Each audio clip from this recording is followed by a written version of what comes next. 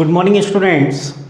Now we start a new chapter of class 10th.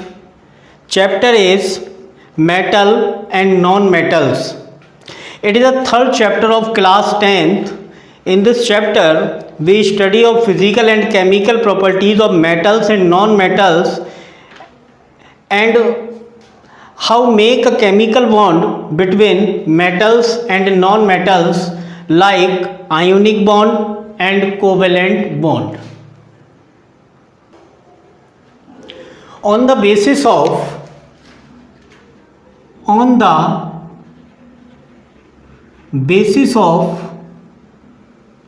physical and chemical properties,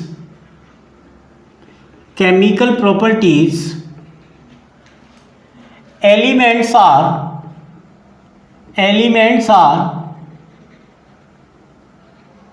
of three types.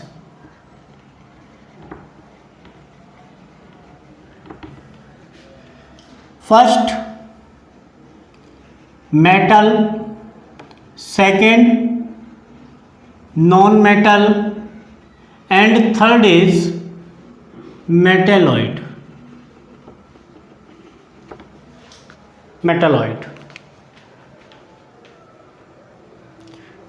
Now we study metal. What is metal? देखिए, physical and chemical properties के basis पर, physical properties का मतलब जो elements होते हैं हमारे पास 118 elements हैं. आपको पता है बहुत सारे एलिमेंट्स आज के टाइम में डिस्कवर हो चुके हैं. 118 एलिमेंट्स तो अभी तक डिस्कवर हो चुके हैं. और भी कुछ एलिमेंट्स ऐसे हैं जो 4-5 ऐसे एलिमेंट हैं जो अभी भी जिनकी कुछ की नेमिंग नहीं रखी गई है, कुछ का सिंबल नहीं आया है, क्योंकि उनकी कुछ प्रॉपर्टीज़ भी मैच नहीं हो रही है जो किसी एलिमेंट्स के उसको नीचे या उसके आसपास उसको अरेंज किया जा सके. तो अभी तक के हिसाब से 118 एलिमेंट डिस्कवर हो चुके हैं. उनमें हमने फिजिकल और केमिकल प्रॉपर्टीज़ के बेसिस पर, फिजिकल प्रॉपर्टीज़ का मतलब जैसे मेटल सॉलिड है, मेटल जैसे एलिमेंट हमारा, मैं पर्टिकुलर मेटल की बात नहीं कर रहा हूँ, जैसे कि मान लीजिए एलिमेंट हमारा देखने में सॉलिड है या लिक्विड है, या मान लीजिए कुछ प्रॉपर्टीज उसके अंदर है जैसे मेटल्स में होती हैं, जैसे सोनरस होती है, मेटल डक्टिलिटी की प्रॉपर्टी होती है, लस्टर्स होती हैं. तो ये जो प्रॉपर्टीज़ हैं वो उसकी फिजिकल प्रॉपर्टीज़ हैं, डेंसिटी वगैरह सब कुछ देखा जाता है. फिर उसकी केमिकल प्रॉपर्टीज़ की भी स्टडी की है. केमिकल प्रॉपर्टी मतलब इलेक्ट्रॉन दे रहा है, एसिड के साथ रिएक्शन कर रहा है, बेस के साथ कर रहा है, नहीं कर रहा. ये सभी प्रॉपर्टीज़ की स्टडी करने के बाद हमने ये देखा कि एलिमेंट्स 3 टाइप्स के होते हैं. वैसे तो जनरली बुक्स में 2 टाइप्स लिखा हुआ है. 2 टाइप्स मेजर पार्ट है. मेजर तो 2 तरीके के ही होते हैं एलिमेंट, एक तो मेटल और दूसरे नॉन मेटल. लेकिन कुछ ऐसे भी एलिमेंट हैं जिनमें मेटल और नॉन मेटल दोनों की ही प्रॉपर्टी होती है, तो उसको हमने नया नाम दिया है मेटलॉइड. तो 3 टाइप्स के हो गए, मेटल, नॉन मेटल और मेटलॉइड. पीरियोडिक टेबल के अंदर जो एलिमेंट अरेंज किए गए हैं उन अरेंजमेंट में सबसे लेसर नंबर जो है वो मेटलॉइड का ही है. मेटलॉइड बहुत कम एलिमेंट ऐसे हैं जो होते हैं, बाकी सभी मोर एवर तो मेटल्स हैं. पीरियोडिक टेबल के अंदर एलिमेंट्स मेटल हैं और कुछ ऐसे एलिमेंट हैं जो नॉन मेटल्स हैं. तो इस चैप्टर के अंदर अपने को स्टडी किसकी करनी है? मेटल, नॉन मेटल, मेटलॉइड के बारे में थोड़ा सा बता के छोड़ देंगे. बाकी मेजर स्टडी जो होगी वो मेटल और नॉन मेटल्स की होगी, क्योंकि इन्हीं के ज़्यादातर कंपाउंड जो हैं वो अपने इस चैप्टर के भी अंदर हैं और इसके बारे में भी बताया जाएगा.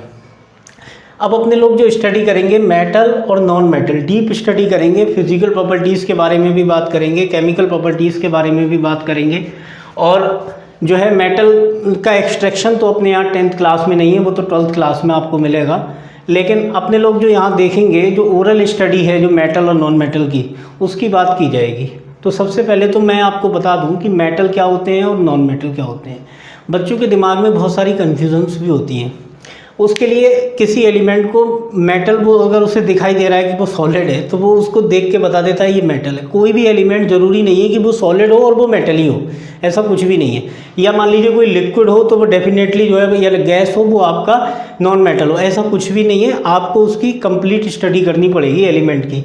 अब मान लीजिए मेटल्स की क्या क्या प्रॉपर्टीज़ होती हैं या नॉन मेटल्स की क्या क्या प्रॉपर्टीज़ हैं या मेटालॉइड की क्या क्या प्रॉपर्टीज़ हैं, इसको अपने लोग 1 बाय 1 इसको मेंशन करेंगे, उसको ध्यान से समझेंगे। 3rd चैप्टर है ये क्लास 10th में, और 3rd चैप्टर है मेटल और नॉन मेटल, इनऑर्गेनिक का चैप्टर है, काफ़ी इंपॉर्टेंट चैप्टर माना जाता है ये। इसकी स्टडी कर रहे हैं, व्हाट इज़ मेटल, इसकी स्टडी करते हैं। तो मेटल्स की मैं प्रॉपर्टी की बात कर रहा हूँ कि metals are solid and conduct heat and electricity. These are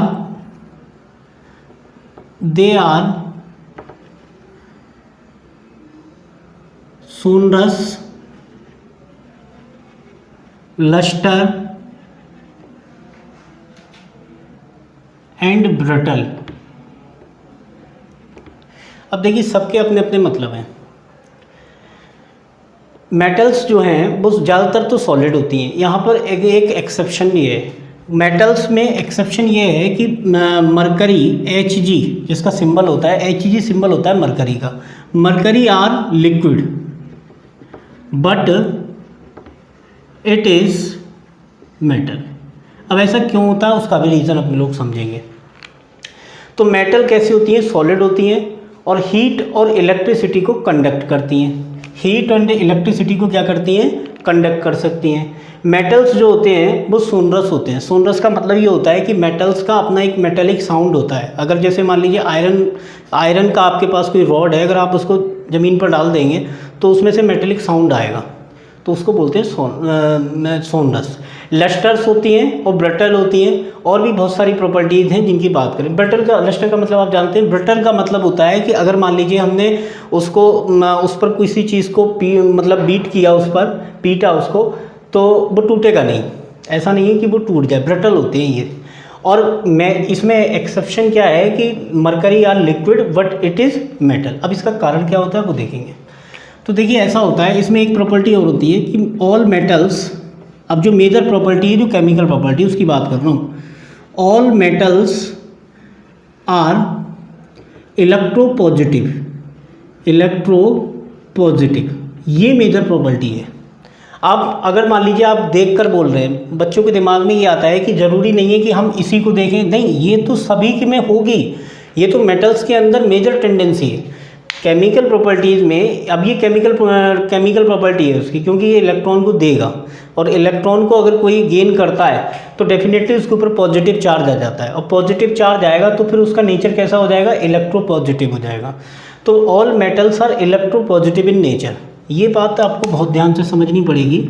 electropositive in nature, nature के अंदर कैसी होती हैं, वो इलेक्ट्रोपॉजिटिव होती हैं। अब बहुत ध्यान से समझिए कि मेटल बहुत सारी प्रॉपर्टीज़ हैं, लेकिन जो एक मेजर प्रॉपर्टी है वो ये है।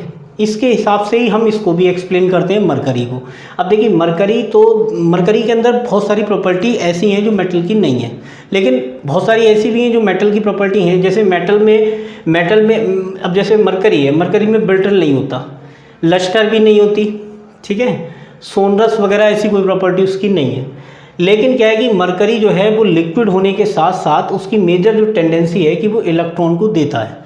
मरकरी जो होता है अगर 1 इलेक्ट्रॉन को दे दे तो Hg प्लस में कन्वर्ट हो जाता है, और अगर 2 इलेक्ट्रॉन को दे दे तो ये Hg 2 प्लस में कन्वर्ट हो जाता है। अब ये चीज़ आपको कंफ्यूज कर सकती है कि 1 इलेक्ट्रॉन ही देगा या 2 देगा या उससे ज़्यादा देगा, तो ऐसा कुछ भी नहीं है। देखिए ऐसा होता है कि एलिमेंट ज़रूरी नहीं है कि वो 1 ही इलेक्ट्रॉन दे या 2 इलेक्ट्रॉन दे। ऐसा होता है कि अगर वो किसी कंपाउंड के किसी के साथ रिएक्शन कर रहा है, तो रिएक्शन के दौरान अगर मान लीजिए किसी अदर एलिमेंट को 2 इलेक्ट्रॉन की ज़रूरत है तो मरकरी उसको 2 दे सकता है, और इसके अगर किसी के लिए 1 इलेक्ट्रॉन की ज़रूरत है तो वो फिर वो उसको 1 इलेक्ट्रॉन दे देगा। यानी कि ये जो है यूनी पॉजिटिव आइन भी बनाता है और डाई पॉजिटिव आइन भी बनाता है। इसको हम बोलेंगे यूनी पॉजिटिव आइन और डाई पॉजिटिव आइन।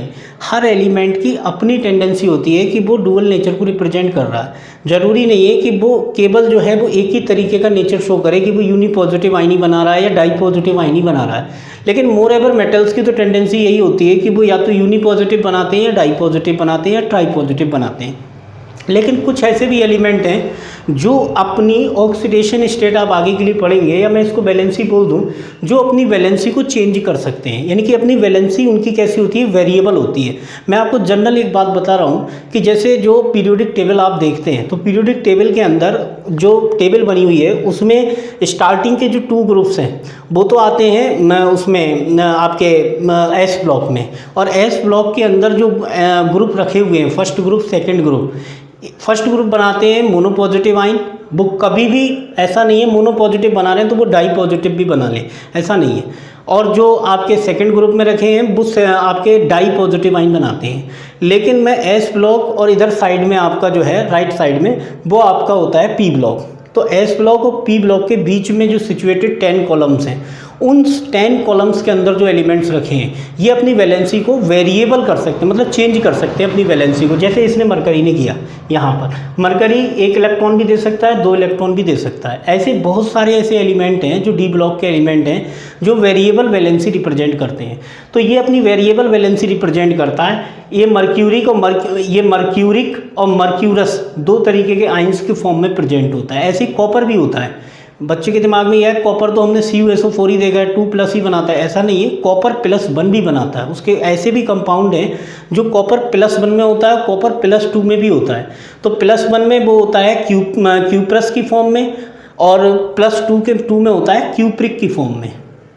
तो ये चीज़ आपको ध्यान रखनी पड़ेगी कि मेटल्स जो होती हैं वो ज़रूरी नहीं है कि वो यूनी पॉजिटिव आइन बनाएं या डाई पॉजिटिव आइन बनाएं, वो अपनी वैलेंसी को चेंज भी कर सकते हैं, जिस तरह मरकरी ने किया। अब देखो मैं आपको जो बता रहा हूँ टेंडेंसी जो ये है, all metals are electropositive in nature. Electropositive हैं, पॉजिटिव आइन बना रहे हैं ये, चाहे +1 बनते हैं, चाहे 1 इलेक्ट्रॉन दें, चाहे 2 इलेक्ट्रॉन दें, लेकिन बना तो आपके पॉजिटिव आइन ही रहे ना। तो ये कैसा माना जाएगा, इलेक्ट्रोपॉजिटिव। तो जितने भी मेटल्स होते हैं वो इलेक्ट्रोपॉजिटिव होते हैं। उनमें मरकरी लिक्विड होने के बाद भी इलेक्ट्रॉन को देता है, इसीलिए हम इसको मेटल में कंसीडर करते हैं। इसको नॉन मेटल नहीं मानते, इसको मेटल ही मानते हैं, क्योंकि ये क्या करता है, इलेक्ट्रॉन को लूज़ कर सकता है। इसीलिए हम इसको क्या मानते हैं, जो है मेटल मानते हैं। और इसमें और भी प्रॉपर्टी होती है, जैसे इसमें मेटेलिक शाइन भी होती है। तो इसमें प्रॉपर्टी जो है वो ऐसा नहीं है कि पॉजिटिव आइन की वजह से ही है। इसमें मरकरी की डेंसिटी एक तो हाई होती है और मेटल्स की होती भी हाई है डेंसिटी, और दूसरी बात यह है कि मरकरी जो है वो मेटेलिक साइन भी रखता है। तो इसमें कुछ प्रॉपर्टी ऐसी हैं जो मेटल्स की मिल रही, लेकिन मेजर प्रॉपर्टी यही है कि इलेक्ट्रोपॉजिटिव आइन बनाता है, इसीलिए ये मेटल है। अब मैं बात कर रहा हूँ और भी प्रॉपर्टीज़ हैं जो मेटल की, यहाँ पर बात करते हैं अपने लोग। अब मेटल जो होती हैं ये सॉलिड होती हैं। अब देखिए जो हमारी लिथोस्फीयर है जिस पर हम खड़े हुए हैं, इस लिथोस्फीयर में हमारी मेटल्स होती हैं, ये मेटल्स का बना हुआ है। यहाँ पर कुछ ऐसी मेटल्स हैं जो लाइटर मेटल्स हैं, कुछ हैवियर मेटल्स भी होती हैं। तो यहाँ पर जो बात हो रही है कि मेटल की जो टेंडेंसी है इलेक्ट्रोपॉजिटिव नेचर की है। तो जैसे मैंने आपको ये मरकरी का केस बताया, ऐसे मैं आपको Na का केस बता रहा हूँ। Na भी जो होता है 1 इलेक्ट्रॉन को देकर Na+ में कन्वर्ट हो जाता है। Mg है मैग्नीशियम 2 इलेक्ट्रॉन को देता है, और यहाँ पर ये Mg+2 में कन्वर्ट हो जाता है। अब देखिए मैं यहाँ पर आपको एक बात और बता दूँ, क्योंकि आपके दिमाग में ये भी आ सकता है कि Na+1 में ही क्यों रहेगा, Na+2 भी हो सकता है, लेकिन ऐसा नहीं है। ऐसा होता है, मैं आपको बताऊं, जैसे मैं यहाँ पर एटॉमिक नंबर की बात करूं तो सोडियम का एटॉमिक नंबर होता है 11, 281, और यहाँ पर इसे 1 इलेक्ट्रॉन किसी को दे दिया तो इसका कॉन्फ़िगरेशन रह गया 2,8। अब यहाँ पर देखें आप तो 281 और ये रह गया 2,8। तो यहाँ पर 2,8 मतलब टोटल इलेक्ट्रॉन कितने हो गए 10, और यहाँ पर कितने थे 11। ऐसा होता है, हर एलिमेंट की अपनी एक टेंडेंसी होती है कि वो अपने nearest noble gas like configuration को बना ले। अब सोडियम की नियरेस्ट होती है 10 नंबर पर नियॉन, तो नियॉन लाइक कॉन्फ़िगरेशन इसका बन गया। अब अगर इसने 1 इलेक्ट्रॉन देकर Na+ में ही कन्वर्ट हो गया और इसका जो कॉन्फ़िगरेशन है वो nearest noble gas neon like इसका कॉन्फ़िगरेशन हो गया है, तो फिर ये स्टेबल हो गया, और स्टेबल होने के बाद फिर ये और ज़्यादा इलेक्ट्रॉन को नहीं देगा। ऐसे कैसे मैग्नीशियम की मैं अगर बात करूं तो 282 होता है, 12 होता है एटॉमिक नंबर, और इसने 2 इलेक्ट्रॉन देने के बाद 2,8 कॉन्फ़िगरेशन बना लिया। ये दोनों ही कॉन्फ़िगरेशन नियॉन लाइक कॉन्फ़िगरेशन है, और नियॉन इनर्ट गैस होती है, नोबल गैस होती है। तो नोबल गैस स्टेबल मानी जाती है, इनका कॉन्फ़िगरेशन भी नोबल गैस लाइक होने की वजह से स्टेबल है, इसीलिए अब ये और ज़्यादा इलेक्ट्रॉन को नहीं देंगे। तो ये एक मेजर रीज़न होता है कि अगर कोई एलिमेंट 1 इलेक्ट्रॉन को दे रहा है, कोई 2 को दे रहा है, कोई 3 को दे रहा है, तो वो इसलिए दे रहा है कि जब तक वो इलेक्ट्रॉन वो तब तक देता रहेगा जब तक वो स्टेबल ना हो जाए। जब वो स्टेबल हो जाएगा फिर उससे इलेक्ट्रॉन को निकालना बहुत ही ज़्यादा मुश्किल होगा। यानी कि हम बात करें उससे इलेक्ट्रॉन को निकालना मुश्किल होगा, इसका मतलब more energy will be required, तो बहुत ज़्यादा एनर्जी रिक्वायर्ड होगी। तो ये स्टेबल कॉन्फ़िगरेशन बनाते हैं। अब बात ये है कि जितने भी मेटल्स हैं, ये तो मैंने बता दिया कि इलेक्ट्रोपॉजिटिव होते हैं नेचर के अंदर, और मेटल्स जो हैं वो सॉलिड भी होती है। मोर एवर मेटल्स तो सॉलिड है, लेकिन उसका एक्सेप्शन मरकरी आ गया। हीट और इलेक्ट्रिसिटी को आसानी से कंडक्ट कर लेती है। उसका रीज़न ये है क्योंकि ये क्या बना लेती हैं, आइंस। अब देखो आइंस की वजह से इलेक्ट्रिसिटी कंडक्ट नहीं होती सॉलिड के अंदर, आइंस की वजह से नहीं होती है, होती है फ्री इलेक्ट्रॉन्स की वजह से। ये इलेक्ट्रॉन को दे सकते हैं, इलेक्ट्रॉन को देंगे तो चार्ज मिलेगा उन्हें, और चार्ज की वजह से इनमें इलेक्ट्रिसिटी कंडक्ट हो जाएगी इलेक्ट्रॉन की वजह से।